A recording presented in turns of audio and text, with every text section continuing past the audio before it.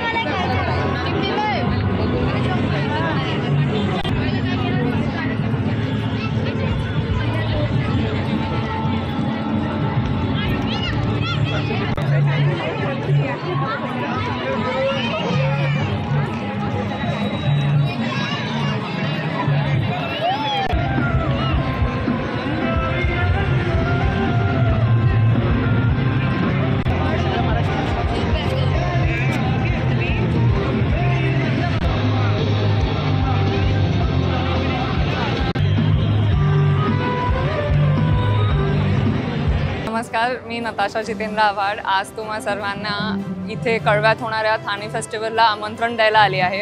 इथे प्रसिद्ध गायकांचे शो, खाद्याचे पदार्थ, kids zone, entertainment zone, art zone असे खूप सारे गोष्टी आहेत तुम्हाला मनोरंजन द्यायला। तर तुम्ही नक्की इथे ह्या आनंदात सहभागी व्हा। आज 7 तारीख, उद्याची 8 तारीख आणि 9 तारीख असे 3 दिवस हा फेस्टिवल होत आहे, तर तुम्ही नक्की या। धन्यवाद।